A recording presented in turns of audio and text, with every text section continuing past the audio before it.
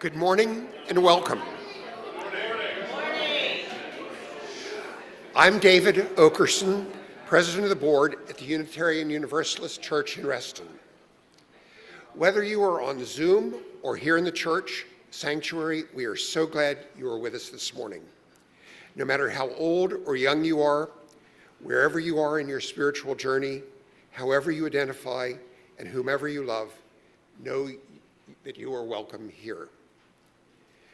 During the summer, ministers take a much-needed vacation and study time, and many of our services are lay-led. This gives us the opportunity to hear diverse perspectives from some of our congregants. We look forward to welcoming our new settled minister, Reverend Aileen Fitzke, to the pulpit on August 20th. Today, our service is being led by Cara Fortner. Cara joined UUCR in 2012 with her husband, Jesse. Since that time, she has served in many capacities, including as a member of the church board, chair of the worship committee, and as a member of the choir. We are very pleased to have Cara here today, leading this service, which she has titled, Love Thy Neighbor. Music director Cynthia Young is off today, but she did plan the music for today's service. Our accompanist today is Marina Chamasyan. We are also joined by guest vocalists, UUCR members Meagan, Pitluck-Schmitt, and Mike Schmidt. Thank you all for being with us this morning. We have one announcement this morning. Do you have your UUCR t-shirt yet? Or have you ordered your UUCR t-shirt yet? The order deadline has been extended. The shirts cost roughly $25 and will be delivered to UUCR in early August. We will share a QR code at the end of the service. Please place your order today. We must meet a minimum order threshold. Now, let us center ourselves for worship. Please take some deep, quieting breaths with me. Let us enter our time and service together as we begin this morning's prelude.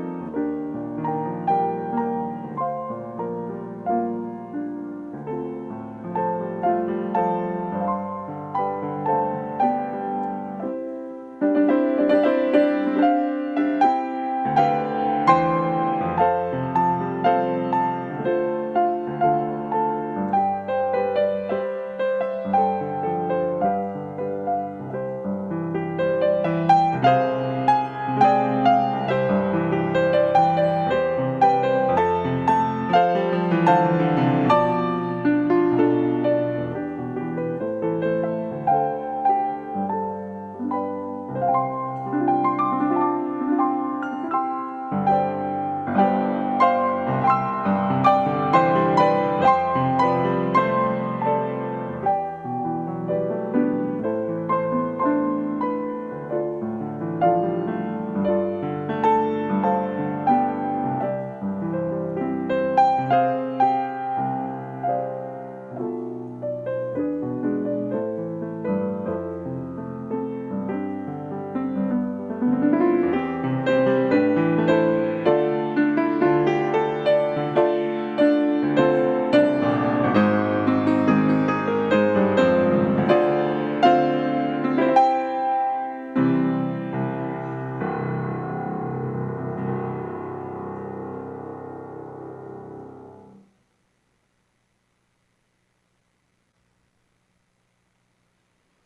you, Marina.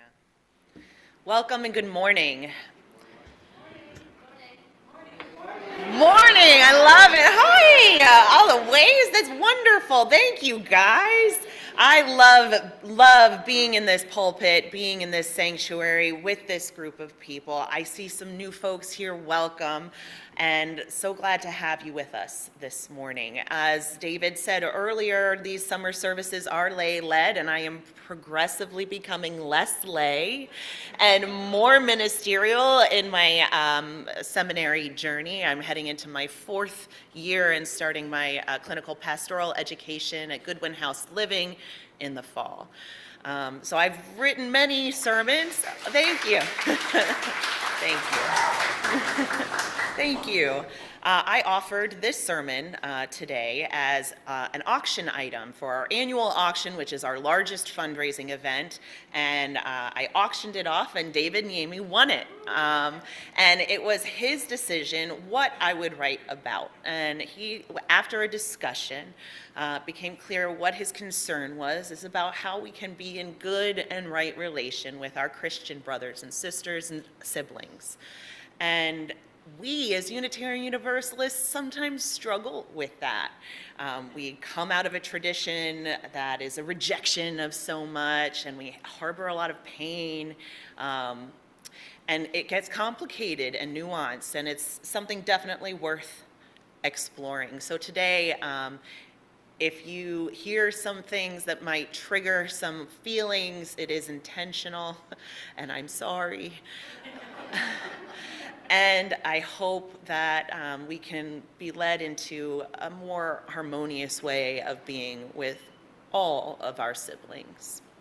My opening words this morning come from the Bible, the Gospel of Matthew 5:3-10. It's known as the Beatitudes. It comes from the Sermon on the Mount, after Jesus had gone up to the mountaintop and then came back down and had some things to say. He said, "Blessed are the poor in spirit, for theirs is the kingdom of heaven. Blessed are those who mourn, for they will be comforted. Blessed are the meek, for they will inherit the earth. Blessed are those who hunger and thirst for righteousness, for they will be filled. Blessed are the merciful, for they will receive mercy. Blessed are the pure in heart, for they will see God. Blessed are the peacemakers, for they will be called children of God. Blessed are those who are persecuted for the sake of righteousness, for theirs is the kingdom of heaven."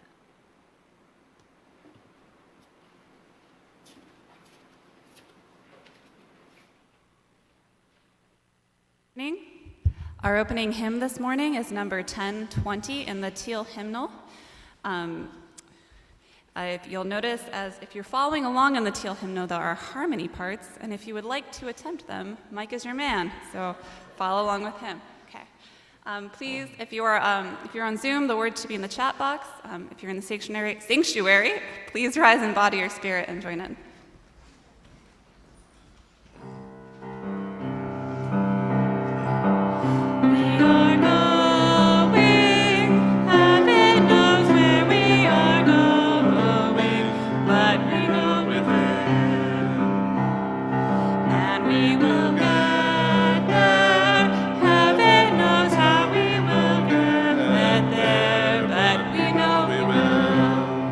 It will be hard, we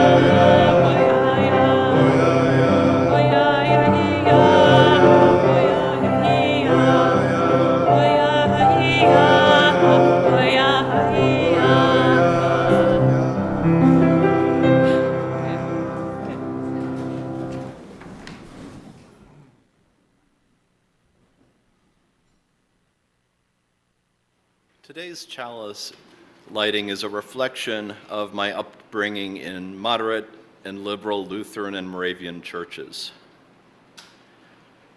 Christianity is the most widespread religion worldwide, and in this country it is still quite dominant. At its best, being a good Christian has meant being a generous, forgiving, and honorable person. At its worst, it has meant finding or inventing religious justification for slavery, patriarchal control over women, injustice towards the poor and marginalized, and wars and genocide against non-Christian cultures, and even more fervently against Christian nonconformists that those in power regarded as heretics. But this has been the case with all major world religions. In the wrong hands, even the religions that seem the most peace-loving can be warped to serve greed, oppression, and cruelty. For a layperson, I've spent a fair amount of time reading the entire Old and New Testaments of the Christian Bible, and also early Christian and pre-Christian and Gnostic writings. Through all of this, I felt I have caught glimpses of what the real Jesus would say. I believe he would support the marginalized.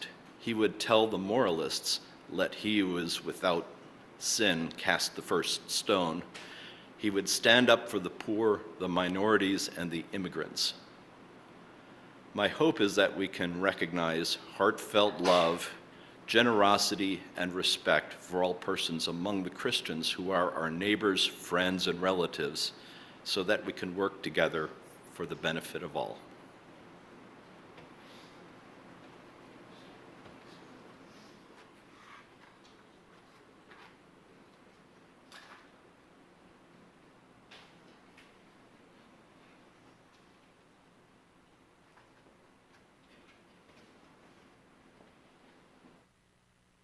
At UCR, we have a tradition of singing our covenant together every Sunday. The words are in the order of service, on Zoom in the chat box, or on the screen behind me. Please remain seated as we sing it, and if you are new, please receive this as our blessing to you.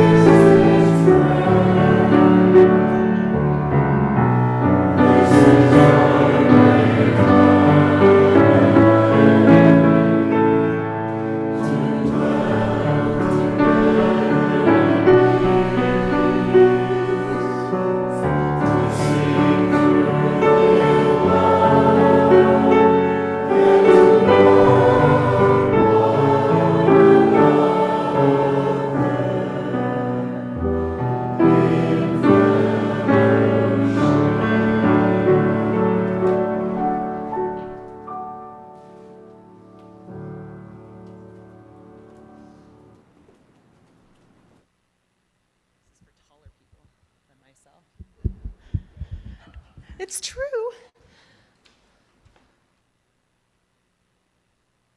Now is the service dedicated to our children and people of all ages. So I see 3.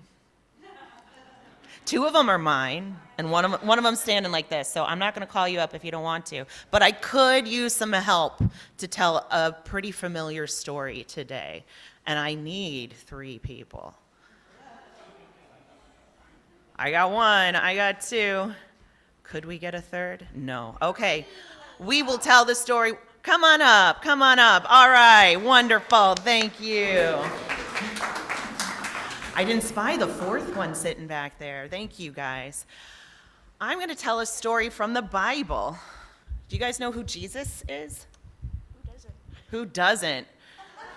That's a good one. Well, Jesus, among a few things that he was called and considered throughout the time, he was definitely called teacher. And one of the times that he was called teacher is in a gospel called Matthew, written by someone named Matthew, we assume. And And in it, someone, as Jesus is about halfway through his journey to Jerusalem, he's about halfway through, and he's been teaching and preaching and telling these stories. And someone from out of the crowd says, "Hey, teacher, what is a neighbor?" And Jesus says, "Well, let me tell you a story. Has anyone here heard the story of the Good Samaritan?" Yes, very famous story. So I need a priest. Can you be our priest? Unconvinced. Can you can you be our priest? Okay. All right, we have a priest. Can you be our Levite? No. Ay, Dios mío. This is what will you be? All right, thank you. And can you be our Samaritan? I don't know what that means. That's okay, I'm going to tell you. A Levite, that's the whole point, y'all. Like, we're going to learn. Okay, teacher, right? Teacher, what makes a neighbor? And then Jesus tells this story. He says, one time there was a man who had been robbed, ripped of his clothes, taken everything. He'd been beaten up and then left for dead. And he's right there on the floor, right there. And then the priest goes walking by, kind of like that. But also, he turned away and walked on the other side of this poor, broken person. The priest did that. And then comes walking along our Levite. Walking along. And the Levite sees the poor person on the ground. And that person turns away. The Levite turns away. And he's like, nope, and walks the other direction. But then the Samaritan goes up to the person on the ground. She sees them, and she goes to them, and she checks to make sure they're okay. And she dresses their wounds, and picks them up, and takes them to the local inn, and goes to the innkeeper and says, "Here's some money. I don't know what he needs. If he needs more, I'll be back in the morning and you can charge it to me." And Jesus said, "So who is the neighbor?" Someone responds to him, "It's the one who showed mercy." Neighbor is the one who showed mercy. Now many of us have heard this story before, but do we know who the Samaritans were to the Jewish people at the time? Outcasts, yeah. They had a long, long history, so long and ancient that in the book of Genesis, there's a genealogy which gives description of why the Samaritans are so different and other, and why that they're on the outside of the Jewish tradition, why they're on the outside of the Jewish culture. They're the other. The Levite is on the inside of Jewish tradition. It's a patriarchal male line of the 12 original tribes of Israel. And they, the Levites, are held in high esteem and respect. And priests, a priest is supposed to be held the same way. A priest is supposed to give. A priest is supposed to do these things. The Samaritan is not supposed to do these things in the image of the people who were being taught that day by Jesus.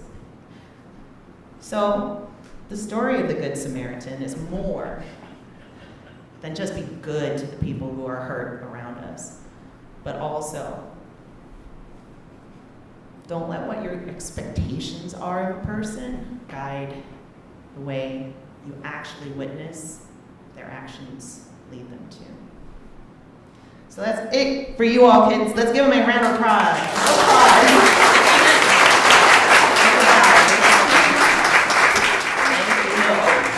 And now we will sing our children out, and to go downstairs, well, they will be playing with water. Thank you, Miss Linda. Water balloons. Water Would we have balloons, water all balloons? kinds of fun. I don't know, it's water downstairs. It should be fun. Wait. That's what I'm saying.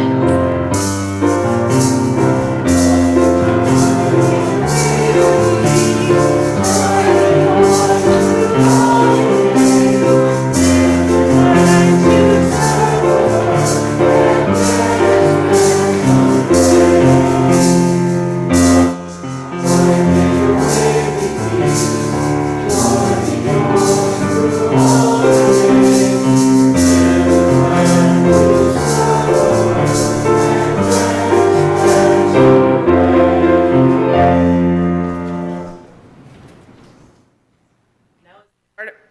part of our service dedicated to the sharing of our joys and concerns.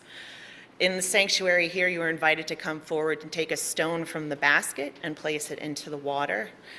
And if you are online, feel free to write your joy or concern in the chat box, knowing that it is public and all will be able to read this. Please come forward and share with us in your heart your joys and concerns, knowing that you do not have to bear any of it alone.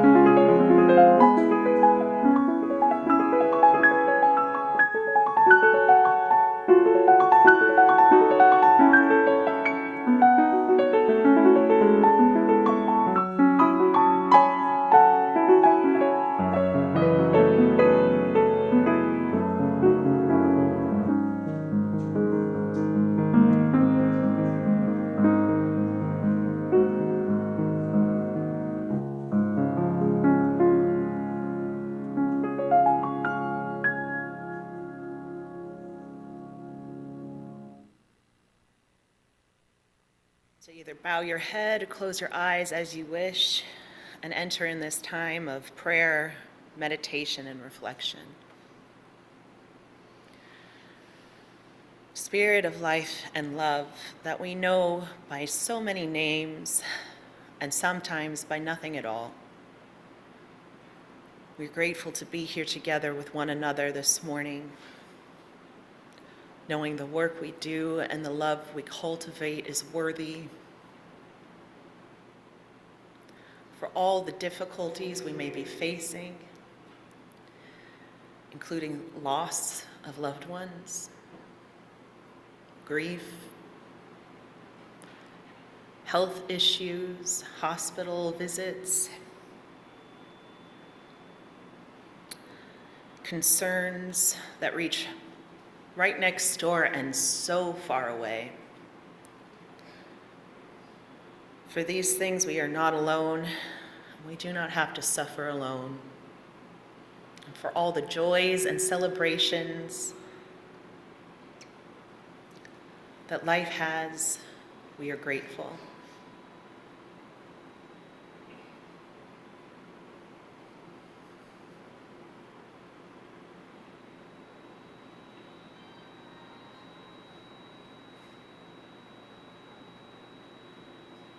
For all things on our minds, in our hearts, may we carry the hope of love with us always. Blessed be. Amen.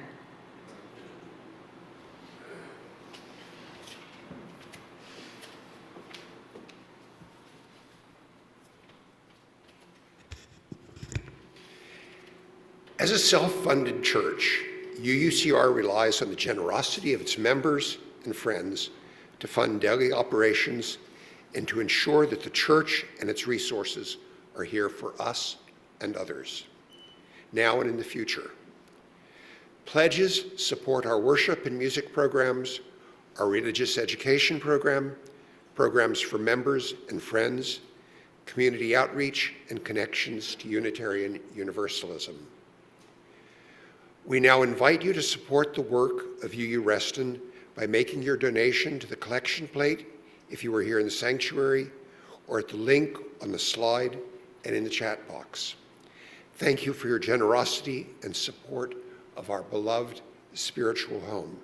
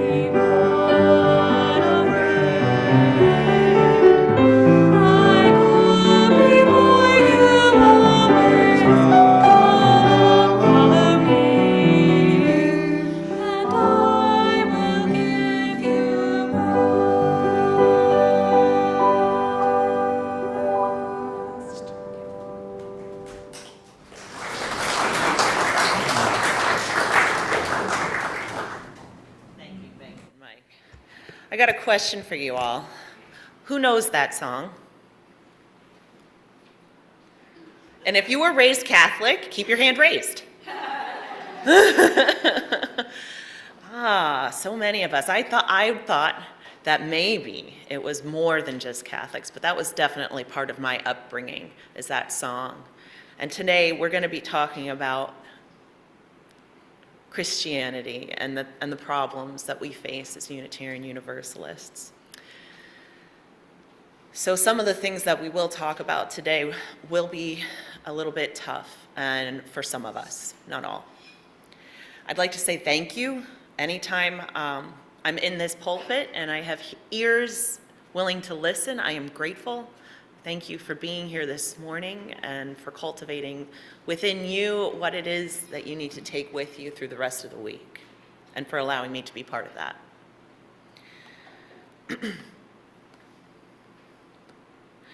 I have titled this sermon, Love Thy Neighbor, hinting at that good old King James language, which was used so heavily for so long due to the famous translation of the Bible.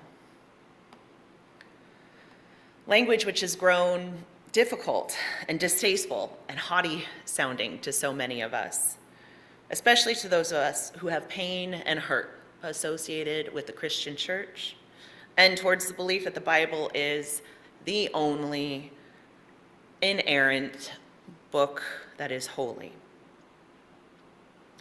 This topic I'm exploring today is nuanced, and I want to talk about so many things, and I realized that I could write a whole sermon series on this. So this sermon today is limited, and I want to talk about the historical Jesus and liberation theology, and I want to talk about Christology and what that means, but we're not going to talk about those things today. We're going to talk about the kingdom of heaven and paradise and what that looks like and what it used to look like, and how knowing more about it might help us come to a place of peace. And it's a good thing that I'm in formation, because I'll have plenty of opportunity to preach about this in the future. One thing I will say is that I hold a process theology. And if you've heard Reverend Scott talk about process theology, he describes it as the smell of pancakes, which I love. It's a thinking about God as that which moves us towards love, that which we can tap into, or maybe put our boat into the stream of, and find that path to help us on this journey that is often so confusing and complicated and hard and full of struggle and pain and woe. Thinking about God this way has been very healing for me, especially in my time studying with the Christians, the Methodists especially, at Wesley Theological Seminary in DC. Not all of us, though, in this room and in our tradition come from Christian backgrounds. And those of us who did were not necessarily harmed by our Christian backgrounds. I included in today's service the Beatitudes, the story of the Good Samaritan, and two songs I grew up singing in Mass all the time, Be Not Afraid and How Great Thou Art. I lift these up today in memory of a faith that I used to love. A faith that had so many good aspects to it. Be not afraid. I go before you always. Come follow me and I will give you rest. Is that not beautiful? What if faith didn't have to hinge on the anthropomorphic vision of a God that the Christians have been preaching about for centuries? What if? And that while this beautiful faith is beautiful in so many ways, I have tried it on many times and it just doesn't fit. No matter how many times I've tried. It is a faith that has let me down repeatedly. A faith that claimed inerrancy and infallibility. A faith that claims that Jesus was the Son of God and also God and one of the three, but only one. A faith which seemed to hate the fact that humans have bodies and use them to experience the world. A faith which uses guilt and shame to control bodies, especially women's bodies. a faith that fostered the belief that homosexuality was an abomination and led so many to believe that God didn't love them. My Catholic faith crumbled when I saw the harm it caused. My soul was beaten, thinking that this one faith was all I had. But it grew stronger when I learned about other faith traditions, which were built on vastly different ways than one faith, one baptism, one Father for all.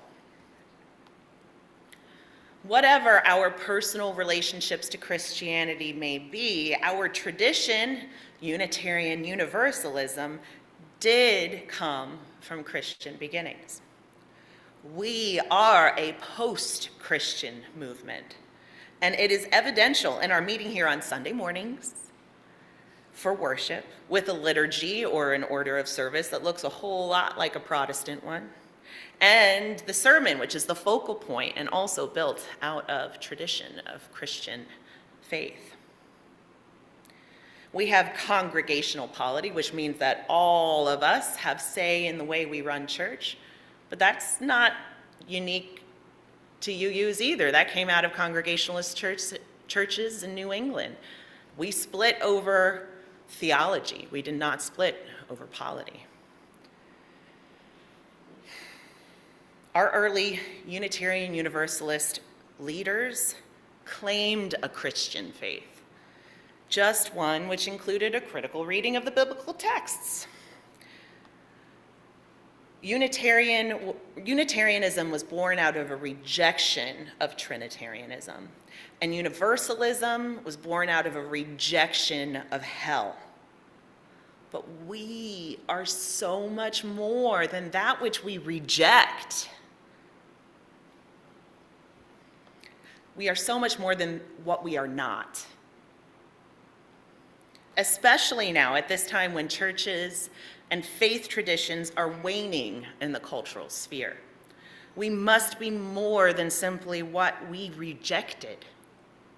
And I see this time as theologically very exciting, and it calls us to be more inclusive and be thoughtful about the many splendid ways in which so many of us come to this movement towards love.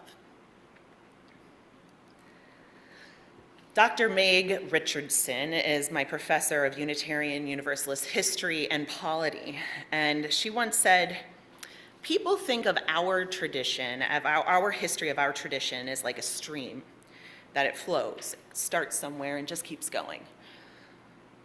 But Unitarianism is more like springs that have popped up all over the place independently. Wherever there were people reading the Bible closely, there were Unitarians. There is little biblical evidence to support the concept of the Trinity. And in fact, it is from tradition that this idea emerges. More than 300 years after Jesus' death is when the Council of Nicaea met at the first official meeting of church leaders to decide upon what became known as the Nicene Creed. This arose out of a heated debate brought up by a man named Arius, who claimed that Christ was not eternal, but created by God. Alexander, the bishop of Alexandria at the time, condemned Arius and his followers and excommunicated them. This debate is known as the Arian controversy, and it was about the Trinity, 300 years after Christians had already been functioning as Christians. These early Christians had been persecuted by the Roman Empire, and martyrdom was a key marker of faithful living because so many were persecuted and killed for their beliefs. These early Christians were incredibly diverse in their understandings and practices. In fact, this early stage, the time after Jesus' resurrection and before the church, is referred to as the Jesus movement by Pablo Richard in Jesus, a Latin American Perspective. This movement had only Paul's letters, the Q source, which scholars believe is an unknown source that the Gospels drew from, They just assume it's there because they're so similar. Pre-synoptic traditions that had been forming, and maybe Mark's gospel. So they weren't really working on a lot.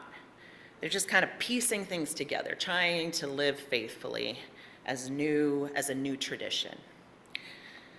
It was both a blessing and a curse that Christians were legitimized through Emperor Constantine's leadership, which legalized their faith and ended their persecutions. Finally, they weren't being killed just for having a faith that was different than the dominant culture. But it also led to the unification under the Nicene Creed, which was prompted by Constantine in an attempt to end disagreement and debate. I don't think that there's any way that we will ever end disagreement and debate, like ever. What is really interesting is that Constantine ended up denying the creed and was baptized an Arian before he died. It is apparent from church history that the faith went sideways once it became legitimized. It became part of the dominant culture and started being associated with royalty, wealth, empire, which is the complete opposite of the message Jesus proclaimed for the poor, vulnerable, marginalized, and oppressed. As he did in the Beatitudes, in the Sermon on the Mount. In a book called Saving Paradise, Rita Nakashima Brock and Rebecca Ann Parker write about their discovery of the fact that there are no artistic renderings of Jesus on the cross or his beaten and broken body until around the 11th century. Up until that point, the emphasis of the Christian faith was on paradise, and not paradise after death, which is also not very well supported in the New Testament or anywhere in the Bible, but paradise on earth, the kingdom of heaven, the kingdom of God, which the meek will inherit, where the poor will be blessed. That's here right now. And that we have to work towards it, so that it can meet its full fruition. Reverend Mike Johnson wrote about early Christians, saying the Christian community was meant to be the living embodiment of this resurrection paradise in the midst of a world controlled by the harsh realities of the Roman Empire. They came together to celebrate a new earth, imbued with beauty and grace of divine blessing. They were an oasis of care and connection. Their vision of radical equality undermined traditional social status, and they operated a vast social welfare program that offered livable options for the poor and enslaved. When someone became a Christian, they dedicated all of their material belongings to the community. Christians were not allowed to kill or become soldiers in the army. They were striving for life in paradise. As Unitarian Universalists, the kingdom of God, or paradise, is defined for our understandings in our sixth principle, the goal of world community with peace, liberty, and justice for all.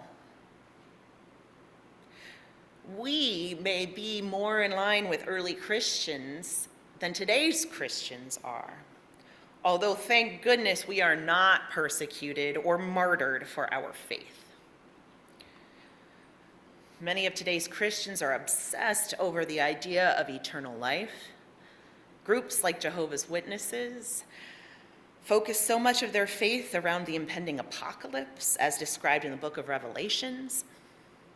Our faith calls us to live in this world and do work towards paradise on earth. Learning in seminary with progressive Christians has been incredibly healing for me. I thought I would have to fight against teachings that the myths of Genesis and the Old Testament were true stories, and I didn't have to. I thought I would be taught the inerrancy of the Bible, But instead, I was taught the process of exegeting texts, which makes us analyze the text from a socio-political, historical perspective, to understand the climate in which the text was written, the genre it reflects, the traditions and idioms which no longer exist and need to be researched to be understood. What I have learned is there is a vast diversity of belief within Christianity, just as there is a vast diversity of belief right here in this room. I thought that all Christians had to believe the same. I was raised to believe this: one faith, one baptism, one Father for all. But it's just not true. I thought all Christians hated homosexuality, and I have found that, thank goodness, to be an utter untruth. The passion I have witnessed towards inclusion and love for the LGBTQ+ community within the walls of Wesley Theological Seminary and the church communities represented by my fellow seminarians and professors has been miraculous. I no longer call myself a recovering Catholic. I am recovered, healed and saved by this UU faith and by witness of many Christians who love others and God the way I do, with a critical eye and an open heart. I say all this today because we have such a tendency in this beautiful faith of ours to throw shade at Christianity and at Christians. And while there is plenty I disagree with, even with the progressive Christians, I cannot claim my faith without seeing the beauty of theirs. I cannot use blanket statements about Christians anymore, because while there are so many of those who are vile to me, and yes, vile, there are so many more who are loving, open, and trying to live into Jesus' commandment to love our neighbors as ourselves. Christianity and Unitarian Universalism's patriarchal, dominant, empire-like colonizer father. But Christians are our siblings. Our apparent daddy issues need healing for the hope of living into and co-creating paradise with the movement towards love.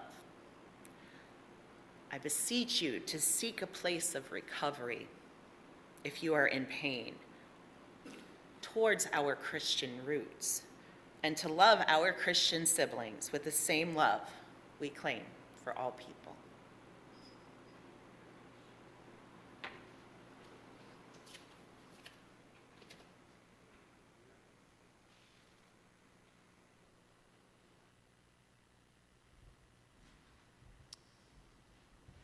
Our closing hymn today is number 1014. There is a lyric change in the refrain from standing on the side of love to answering the call of love. So if you're following along on the order of service, you have the proper words. Okay. Please stand and body your spirit as you're willing, and if you are on Zoom, please join in as well.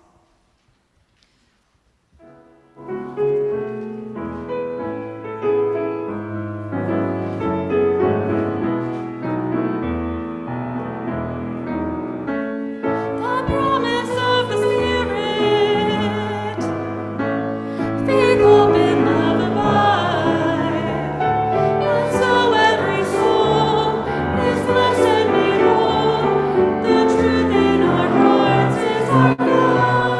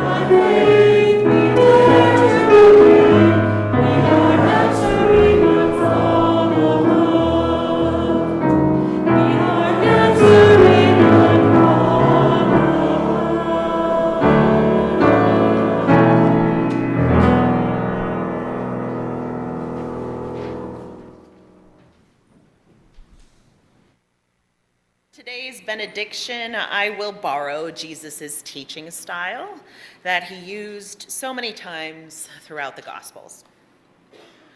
You have heard that it is said that Christians all believe the same thing, that they condemn what you are and what you know is holy and good. But I say to you, the Christian faith is not now and has never been a monolith. Love thy neighbor, friends. Stop pigeonholing people into ideas of who they are. Some of them, some of us, are working so hard towards paradise here on earth. Amen.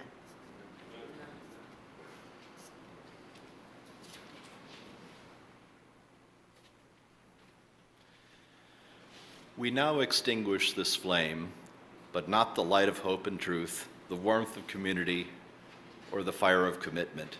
These we carry in our hearts until we are together again.